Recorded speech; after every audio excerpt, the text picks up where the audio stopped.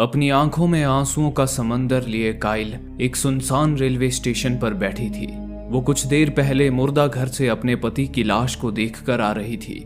आज से 6 दिन पहले एक ऊंची बिल्डिंग से गिरने की वजह से काइल के पति की मौत हो गई थी। अब काइल की 6 साल की बेटी जूलिया की सारी जिम्मेदारी काइल पर आ चुकी थी। काइल जूलिया के साथ कल सुबह की फ्लाइट से अपने माता पिता के घर न्यूयॉर्क जाने वाली थी। उसने वहीं अपने पति का अंतिम संस्कार करने का फैसला किया था। एयरलाइंस के नियमों के मुताबिक लाश को फ्लाइट में ले जाने के लिए उसे पासवर्ड प्रोटेक्टेड कॉफिन में रखना जरूरी था। इसलिए काइल ने मुर्दा घर के डायरेक्टर से अपने पति की लाश को एक पासवर्ड प्रोटेक्टेड कॉफिन में रखवाकर उसे खुद पासवर्ड से सुरक्षित कर दिया था और कॉफिन को फ्लाइट में रखवाने का सारा काम मुर्दा घर को ही सौंपकर वो घर लौट रही थी।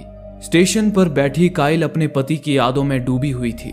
तभी किसी ने काइल की ओर अपना हाथ बढ़ाया। वो काइल का पति था। उसे देख काइल का चेहरा खुशी से खिल उठा। वो अपने पति के साथ घर लौट आई, लेकिन तभी बाहर पेड़ पर बैठे परिंदों की फड़फड़ाहट काइल को उसके भ्रम से बाहर खींच लाई और काइल का पति उसकी नजरों से ओझल हो गया। पति की मौत ने काइल को इस कदर सदमा पहुंचाया था कि उसे अब हेलुसिनेशन भी होने लगे थे, जिससे वो अपने पति को अपने आसपास देख रही थी। उस सदमे से उभरने के लिए काइल कुछ दिनों से एंजाइटी की दवा भी ले रही थी। अगली सुबह काइल जूलिया के साथ एयरपोर्ट पर आ गई। वे लोग हाल ही में लॉन्च हुई E474 नाम के एक बड़े से प्लेन से सफर करने वाले थे। काइल एक एयरक्राफ्ट इंजीनियर थी। उस प्लेन को डिजाइन करने में काइल ने भी काम किया था, इसलिए उसे उस प्लेन की सारी जानकारी थी। वो एक्साइटेड होकर जूलिया को उस प्लेन के बारे में बता ही रही थी कि इतने में ही डिपार्चर का समय हो गया और वहां अनाउंसमेंट हुई कि जिनके साथ भी छोटे बच्चे हैं वो पहले प्लेन में आ जाएं। उसे सुनकर सबसे पहले काइल जूलिया को लेकर प्लेन में आ गई। उसके बाद बाकी के पैसेंजर्स भी प्लेन में चढ़ने लगे। इसी दौरान काइल और जूलिया ने जूलिया के पिता का कॉफिन प्लेन में लोड होते हुए देखा। उसे देख जूलिया भावुक हो गई। उसने प्यार से अपने पिता के लिए विंडो पे जमे फॉग पर हार्ट बनाया। फिर कुछ ही पलों बाद उनके प्लेन ने उड़ान भर ली। काइल के सामने की सीट पर एक फैमिली बैठी थी, जिनके बच्चे काफी शोर मचा रहे थे। उनसे परेशान होकर काइल के पीछे बैठे एक आदमी ने कहा, पीछे की सारी सीटें खाली पड़ी हैं। अच्छा होता अगर मुझे पीछे वाली सीट मिली होती, कम से कम मैं वहां शांति से बैठ तो सकता था। तभी काइल ने देखा कि जूलिया को नींद आ रही थी, इसलिए उसने जूलिया को पीछे की एक खाली सीट पर सुला दिया और खुद भी एक सीट पे सो गई। फिर कुछ 3-4 घंटों बाद काइल जब नींद से जागी, तभी उसने देखा कि जूलिया अपनी सीट से गायब हो चुकी थी। काइल ने आसपास जूलिया को ढूंढने की कोशिश की, पर जूलिया उसे कहीं नहीं मिली। ये देख काइल काफी ज्यादा परेशान हो उठी। उसने फौरन प्लेन के बाथरूम से लेकर पैसेंजर्स के सारे कैबिन्स तक छान मारे, पर जूलिया कहीं भी नहीं थी। अंत में उसने अपने सामने बैठी फैमिली से जूलिया के बारे में पूछा, लेकिन उनका कहना था कि वे अपने बच्चों की मटर गश्ती से ही परेशान थे, इसलिए उन्होंने काइल की बेटी पर ध्यान ही नहीं दिया। वहीं काइल के पीछे की सीट पर बैठे आदमी ने कहा, मैंने तो अब तक सिर्फ आपको ही देखा है, आपकी बेटी भी प्लेन में थी, ये तो मुझे पता ही नहीं था। ये सुनकर काइल की बेचैनी बढ़ने लगी। वो फौरन फ्लाइट अटेंडेंट्स के पास गई और उन्हें जूलिया के लापता होने की खबर दी। इस पर फ्लाइट अटेंडेंट्स ने प्लेन में अनाउंसमेंट किया कि अगर प्लेन में किसी को भी जूलिया नाम की 6 साल की बच्ची मिले तो वे फौरन उन्हें इत्तला करें। उस वक्त प्लेन में 425 यात्री सफर कर रहे थे, लेकिन बदकिस्मती से उनमें से किसी को भी जूलिया की कोई खबर नहीं थी। अब काइल को जूलिया की चिंता होने लगी थी। इतने में ही 2 अटेंडेंट्स काइल के पास आई और उससे कहा, हमारे पास फ्लाइट के सारे पैसेंजर्स की लिस्ट है। इस लिस्ट में तो आपकी बेटी जूलिया का नाम है ही नहीं। इस लिस्ट की जांच करने के लिए अभी अभी मैंने एयरपोर्ट के डिपार्चर गेट से भी संपर्क किया था, लेकिन उनका भी कहना है कि जूलिया नाम की कोई भी बच्ची इस प्लेन में चढ़ी ही नहीं है। ये सुनकर काइल गुस्से से बौखला उठी और कहा, तुम लोगों से जरूर कोई गलती हुई है। जूलिया मेरे साथ ही थी और मेरे बगल की सीट पर ही बैठी थी। इस पर अटेंडेंट ने कहा, मैंने उड़ान भरने से पहले आपके बगल की सीट चेक की थी, वो सीट खाली थी। ये कहकर अटेंडेंट ने काइल को जूलिया का बोर्डिंग पास दिखाने को कहा।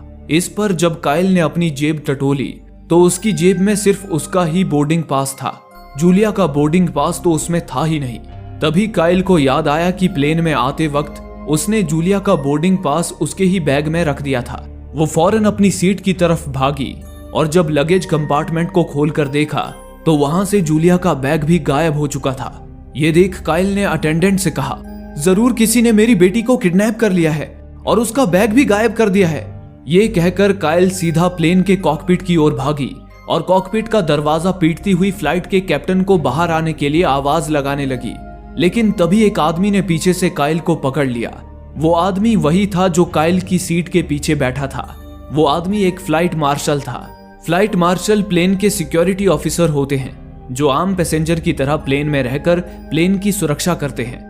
मार्शल ने काइल को प्लेन में शोर शराबा ना करने की चेतावनी दी। उसे सुनकर काइल शांत हो गई। इसके बाद मार्शल ने खुद कैप्टन को कॉकपिट से बाहर बुलाया। कैप्टन के बाहर आते ही काइल ने उसे बताया कि जूलिया को प्लेन में किसी ने किडनैप कर लिया है।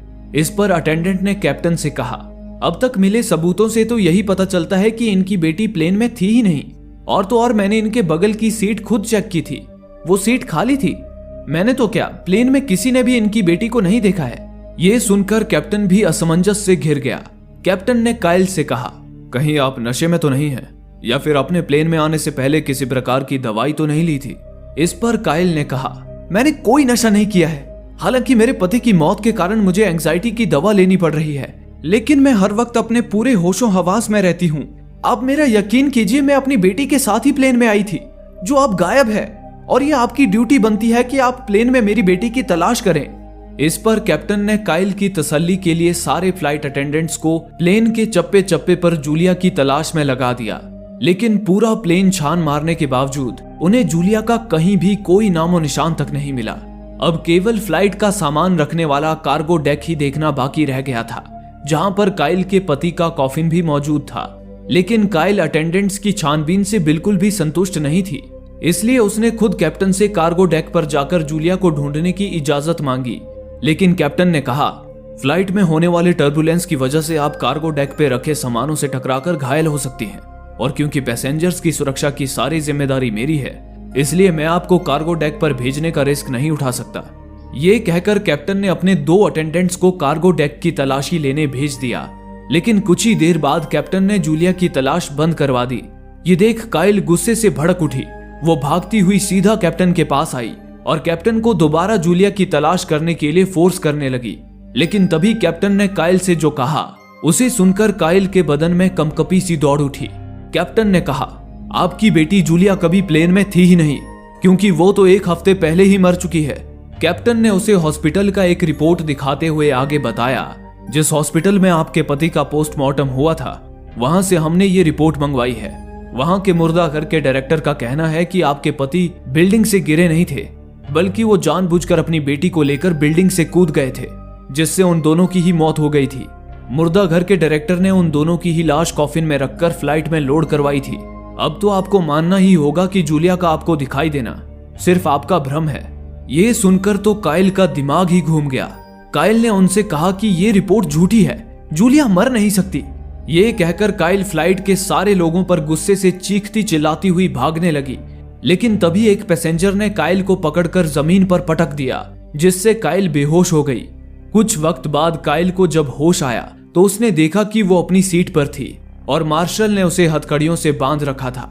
वहीं काइल के पास एक पैसेंजर बैठी थी जो एक साइकेट्रिस्ट थी। वो कैप्टन के कहने पर काइल को शांत कराने आई थी। उसने काइल को समझाया कि उसे अपने पति और बेटी के मरने का गहरा सदमा लगा है और वो उन्हें भुला नहीं पा रही है, इसलिए उसे उसकी बेटी और उसके पति आसपास दिख रहे हैं। ये सुनकर अब काइल को भी समझ आने लगा कि उसके पति के साथ उसकी बेटी भी मर चुकी है और इस सदमे से उसका दिमागी संतुलन बिगड़ता जा रहा है। वो मायूस होकर विंडो की तरफ मुड़ गई। तभी उसकी सांसों से विंडो पर फॉग जम गया और उसे वो हार्ट दिखा जो जूलिया ने अपने पिता के लिए बनाया था।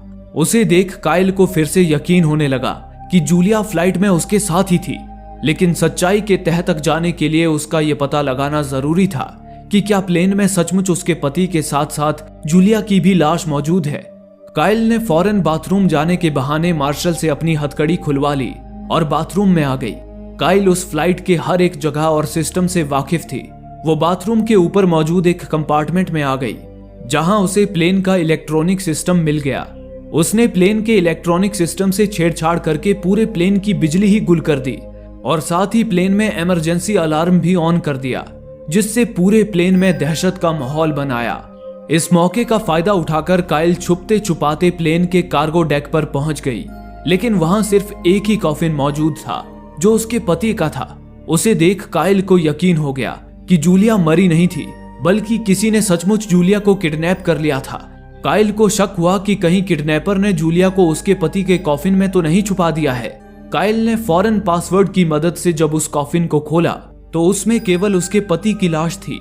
जूलिया तो वहां थी ही नहीं। अब इससे पहले कि काइल जूलिया को ढूंढने के लिए कोई और कदम उठा पाती, मार्शल वहां आ धमका। उसने दोबारा काइल को हथकड़ियों में जकड़ लिया और वापस उसकी सीट पर ले आया, लेकिन इस जद्दोजहद में वे कॉफिन को खुला ही छोड़ आए। काइल मार्शल के आगे गिड़गिड़ाती रही कि जूलिया मरी नहीं है। अगर वो मरी होती तो उसका कॉफिन कार्गो डेक पर होता, लेकिन काइल ने प्लेन में जो बवाल खड़ा किया था उस वजह से मार्शल उसकी कोई भी बात सुनने को तैयार नहीं था। मार्शल ने काइल से कहा कि उसने जो पागलपन भरी हरकत की है उसके लिए फ्लाइट को न्यूयॉर्क से पहले ही एक दूसरे एयरपोर्ट पर लैंड किया जा रहा है, जहां वे लोग काइल को पुलिस के हवाले कर देंगे।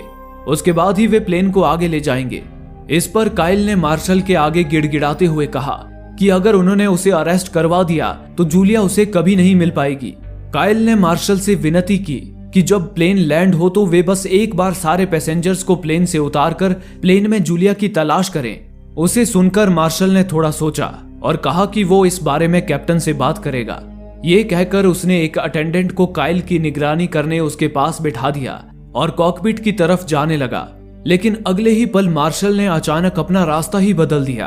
वो लोगों की नजरों से छुपकर कार्गो डेक पर काइल के पति के कॉफिन की ओर आ गया, जिसे उन्होंने खुला छोड़ दिया था। मार्शल ने उस कॉफिन के अंदर लगे कपड़े को फाड़ दिया और उसके अंदर छुपाए अपने बॉम्ब और डेटोनेटर को बाहर निकाला। मार्शल उस बॉम्ब को लेकर डेक से जुड़े हुए एवियोनिक चैम्बर में आ गया। उसी चैम्बर में जूलिया बेहोश पड़ी थी और उसका सारा सामान भी वहीं मौजूद था। दरअसल जूलिया को किसी और ने नहीं बल्कि मार्शल ने ही किडनैप किया था और इस किडनैपिंग में फ्लाइट की एक अटेंडेंट स्टेफनी ने उसका साथ दिया था। स्टेफनी वही अटेंडेंट थी जिसे मार्शल काइल के पास बिठाकर आया था। अगले ही पल मार्शल ने उस बॉम्ब को जूलिया के करीब फिट कर दिया और उसका डेटोनेटर अपने पास छुपाकर कैप्टन के पास आ गया।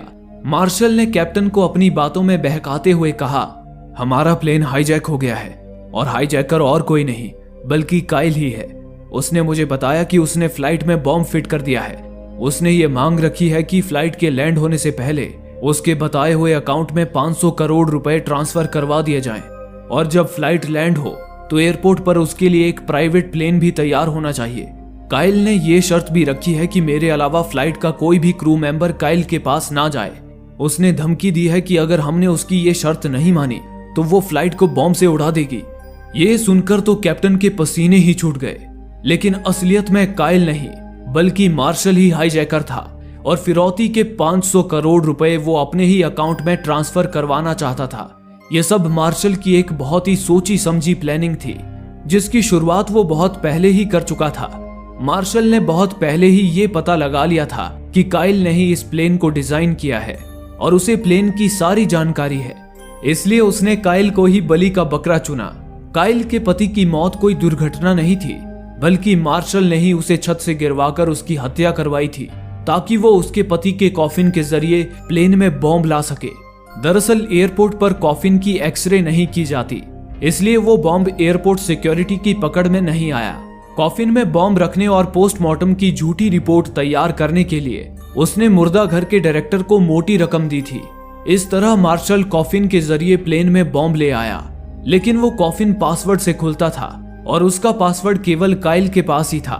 काइल से उस कॉफिन को खुलवाने के लिए मार्शल ने अपनी अगली चाल चली। जब काइल जूलिया के साथ प्लेन में बैठी थी, तभी मार्शल ने बातों ही बातों में काइल के दिमाग में ये बात डाल दी कि पीछे की खाली सीटों पर वे आराम से सो सकते हैं। जिसके बाद काइल ने उन खाली सीटों पर जूलिया को सुला दिया और खुद भी सो गई। फिर प्लान के मुताबिक अटेंडेंट स्टेफनी फूड कार्ट लेकर जूलिया के पास आई। उसने लोगों की नजरों से छुपकर जूलिया को बेहोश कर दिया और जूलिया और उसके सारे सामान को अपने फूड कार्ट में भरकर एवियोनिक चैम्बर में लाकर छुपा दिया। सिर्फ स्टेफनी ही नहीं बल्कि एयरपोर्ट पर भी कुछ लोग मार्शल से मिले हुए थे, जिन्होंने जूलिया के प्लेन में होने का सारा रिकॉर्ड ही मिटा दिया था। और क्योंकि काइल जूलिया को लेकर सबसे पहले प्लेन में आ गई थी, इसलिए किसी की जूलिया पर नजर भी नहीं पड़ी। जूलिया को किडनैप करने के बाद तो सारी चीजें मार्शल के प्लान के मुताबिक ही होने लगी। काइल अपनी बेटी के लिए परेशान हो गई और फ्लाइट में हंगामा करने लगी, जिसके बाद कैप्टन ने प्लेन में जूलिया की छानबीन शुरू करवाई। इस दौरान स्टेफनी पहले ही प्लेन के एवियोनिक चैम्बर में चली गई, जहां उसने जूलिया को छुपाया था ताकि कोई और वहां ना जाए। उसके बाद मार्शल ने अपना अगला दांव खेला।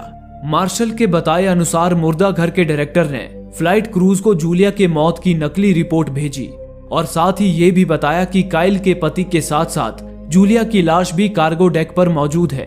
इसके बाद तो काइल ने अपनी तसल्ली के लिए कार्गो डेक पर जाकर उस कॉफिन को खोलने में जरा भी देरी नहीं की। कॉफिन के खुलते ही मार्शल ऐन मौके पर वहां आ धमका और कॉफिन को बंद करने से पहले ही उसने काइल को हथकड़ियों में जकड़ लिया। इस तरह मार्शल ने बड़ी ही चालाकी से काइल से कॉफिन खुलवाकर बॉम्ब हासिल कर लिया। अब मार्शल का अगला प्लान था अपने जुर्म को काइल के मत्थे मढ़ना। इसके लिए मार्शल ने कैप्टन को ये पट्टी पढ़ा दी कि काइल ही हाईजैकर है और वो 500 करोड़ रुपए और भागने के लिए एक प्लेन की मांग कर रही है। मार्शल ने कैप्टन से आगे कहा, आप जल्दी काइल के दिए हुए अकाउंट में पैसे ट्रांसफर करवा दीजिए और उसके लिए प्राइवेट प्लेन का भी इंतजाम कर दीजिए। काइल ने कहा है कि पैसे मिलने के बाद वो सारे क्रूज और पैसेंजर्स को प्लेन से उतरने देगी। बस एक बार सारे पैसेंजर्स और क्रूज सुरक्षित हो जाएं, उसके बाद हम काइल और उसके साथियों को पकड़ सकते हैं। इस पर कैप्टन राजी हो गया। उसने फौरन मार्शल के दिए हुए अकाउंट में सारे पैसे ट्रांसफर करवा दिए और एयरपोर्ट पर प्राइवेट प्लेन का भी इंतजाम करवा दिया। लेकिन कैप्टन को क्या पता था कि असल में तो वो पैसे मार्शल के ही अकाउंट में जाने वाले थे। वो प्राइवेट प्लेन भी बस उसने कैप्टन और पुलिस वालों को गुमराह करने के लिए ही मंगवाया था। मार्शल का एस्केप प्लान तो ये था कि जब सारे पैसेंजर्स और क्रूज प्लेन से बाहर चले जाएंगे तो वो काइल को गोली मारकर उसे मौत के घाट उतार देगा। उसके बाद वो डेटोनेटर का बटन दबाकर जूलिया को भी प्लेन के एवियोनिक चैम्बर के साथ ही उड़ा देगा, जिससे जूलिया के प्लेन में होने का सारा सबूत ही मिट जाएगा। उसके बाद मार्शल उस बॉम्ब का डेटोनेटर मरी हुई काइल के हाथ में थमा देगा और प्लेन से निकल जाएगा। फिर आगे चलकर जब पुलिस इस केस की छानबीन करेगी तो उन्हें यही लगेगा कि काइल ने ही प्लेन में ब्लास्ट किया था, जिसके बाद काइल और मार्शल के बीच झड़प हुई और उस झड़प में मार्शल ने काइल को मार गिराया। इस तरह काइल दुनिया की नजरों में हाईजैकर साबित हो जाएगी और मार्शल काइल और जूलिया के खून से अपने गुनाहों को धोकर सारे पैसे लेकर फरार हो जाएगा। मार्शल के इस शातिर चाल से बेखबर काइल जूलिया की फिक्र में बेचैन हुई जा रही थी। तभी मार्शल अपने प्लान को अंजाम तक पहुंचाने के लिए काइल के पास आया और उसे हथकड़ियों से आजाद कर दिया। फिर उसने काइल से झूठ बोलते हुए कहा, हमने पुलिस को तुम्हारी बेटी के लापता होने की खबर दे दी है। वे लोग एयरपोर्ट पर पहुंच भी चुके हैं। प्लेन के लैंड होते ही जब सारे पैसेंजर्स और क्रूज प्लेन से नीचे उतर जाएंगे, उसके बाद पुलिस वाले प्लेन में तुम्हारी बेटी की तलाश शुरू करेंगे। लेकिन तब तक तुम्हें चुप रहना होगा। अगर तुमने फिर से कोई बखेड़ा खड़ा किया तो हम तुम्हारी मदद नहीं कर पाएंगे। ये सुनकर काइल के दिल को थोड़ी राहत मिल गई। काइल बेसब्री से प्लेन के लैंड होने का इंतजार करने लगी। कुछ ही देर बाद प्लेन लैंड हो गया और सारे पैसेंजर्स प्लेन से उतर गए। लेकिन जब कैप्टन सारे क्रूज को लेकर प्लेन से उतर रहा था, तभी काइल भागती हुई कैप्टन के पास आ गई और कहा, मैं चाहती हूं कि आप किसी भी फूड कार्ट या डस्टबिन को प्लेन से बाहर ना निकालें। मेरी बेटी को वहां भी छुपाया जा सकता है। ये सुनकर कैप्टन ने काइल से चिढ़कर कहा, अब तुम्हें अपनी बेटी को लेकर कोई ढोंग रचाने की जरूरत नहीं है। तुमने जितने पैसे मांगे थे हमने तुम्हारे बताए हुए अकाउंट में ट्रांसफर करवा दिए हैं और तुम्हारे कहे मुताबिक एयरपोर्ट पर प्राइवेट प्लेन का भी इंतजाम कर दिया है। ये सुनकर काइल भौचक्की रह गई। उसे समझ आ गया कि दाल में जरूर कुछ काला है। वहीं मार्शल को अपना प्लान चौपट होता नजर आ रहा था। उसे एहसास हो गया कि अगर काइल और कैप्टन के बीच और सवाल जवाब हुए तो उसका भांडा फूट जाएगा। इसलिए वो बहाना बनाकर प्लेन से फरार होने लगा। इसी दौरान काइल ने जब प्लेन के बाहर एक नजर डाली तो देखा कि वहां पुलिस की पूरी फौज उसे ही टारगेट किए खड़ी थी। उन्हें देख काइल को सारा माजरा समझ आने लगा। वो समझ गई कि मार्शल ने उसे हाईजैकर साबित कर दिया है और खुद भागने की फिराक में है। अगर वो भागने में कामयाब हो गया तो काइल शायद अपनी बेटी से दोबारा ना मिल पाए। मार्शल बस प्लेन से उतरने ही वाला था कि तभी काइल ने खुद को हाईजैकर की तरह दिखाते हुए मार्शल से कहा, मार्शल, जब तक मैं ना कहूं तुम प्लेन से नहीं उतरोगे, वरना मैं प्लेन को उड़ा दूंगी। ये सुनकर मार्शल रुक गया क्योंकि अगर वो अब भी प्लेन से नीचे उतर जाता तो सबको उस पर शक हो सकता था कि हाईजैकर के मना करने पर भी वो प्लेन से क्यों उतरा। इससे मार्शल पकड़ा जा सकता था। काइल ने मार्शल का फेंका पासा उसी पर पलट दिया था। मार्शल ने काइल को इशारा किया कि उसके पास बॉम्ब का डेटोनेटर है, इसलिए वो कोई भी होशियारी ना दिखाए। उसके बाद वो वापस काइल के पास आ गया।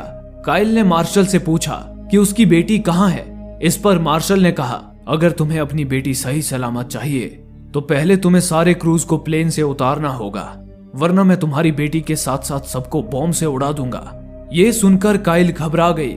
इस वक्त वो कोई भी खतरा मोल नहीं ले सकती थी। उसने मार्शल की बात मान ली और फ्लाइट के क्रूज को प्लेन से नीचे उतारने लगी।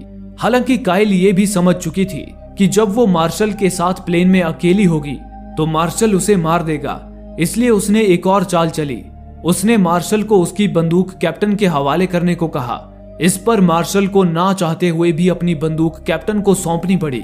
फिर सारे क्रूज के जाते ही जब मार्शल प्लेन का दरवाजा बंद कर रहा था, तभी काइल ने पीछे से फायर एक्सटिंग्विशर उठाकर मार्शल के सिर पर ही दे मारा, जिससे मार्शल घायल होकर नीचे गिर पड़ा। काइल ने फौरन उसे दरवाजे पर हथकड़ियों से बांध दिया और उसकी जेब से डेटोनेटर भी निकाल लिया।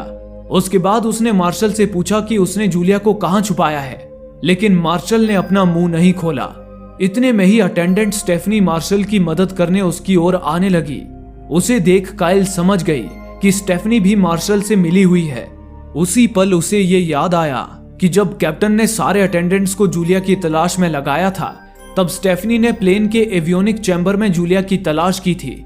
इससे काइल को अंदाजा हो गया कि अगर स्टेफनी एवियोनिक चैम्बर में गई थी तो जरूर उन्होंने जूलिया को वहीं छुपाया होगा। काइल ने स्टेफनी को एक घूंसा जड़ दिया और एवियोनिक चैम्बर की तरफ भागने लगी, लेकिन वही मार्शल ने अपने जूते में एक और बंदूक छुपा रखी थी। उसने बंदूक से अपनी हथकड़ी तोड़ दी।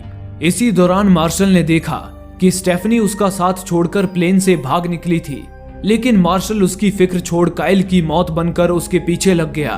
उधर एवियोनिक चैम्बर में पहुंचकर आखिरकार काइल को जूलिया मिल ही गई, लेकिन बदकिस्मती से जल्द ही मार्शल भी एवियोनिक चैम्बर में पहुंच गया। उसे देख काइल जूलिया को लेकर छुपती छुपाती कार्गो डेक पर आ गई। उधर काइल और जूलिया को एवियोनिक चैम्बर में ना पाकर मार्शल बौखला उठा। इतने में ही काइल ने मार्शल को एवियोनिक चैम्बर में कैद करके डेटोनेटर का बटन दबा दिया, जिससे एवियोनिक चैम्बर के साथ साथ मार्शल के भी चिथड़े उड़ गए। खुशकिस्मती से उस धमाके में केवल प्लेन का एवियोनिक चैम्बर ही नष्ट हुआ था, जिस कारण काइल और जूलिया की जान बच गई। काइल जूलिया को लेकर सही सलामत प्लेन से बाहर निकल आई। काइल के साथ जूलिया को देख कैप्टन के साथ साथ सारे लोग हक्के बक्के रह गए। कुछ देर बाद पुलिस ने काइल का बयान लिया। काइल ने पुलिस के सामने मार्शल का सारा कच्चा चिट्ठा खोल दिया, जिसके बाद पुलिस ने मार्शल की साथी स्टेफनी को गिरफ्तार कर लिया और मुर्दा घर के डायरेक्टर के साथ साथ मार्शल के प्लान में शामिल सारे लोगों के खिलाफ भी वारंट जारी कर दिया। काइल पर यकीन न करने के लिए कैप्टन ने उससे माफी मांगी।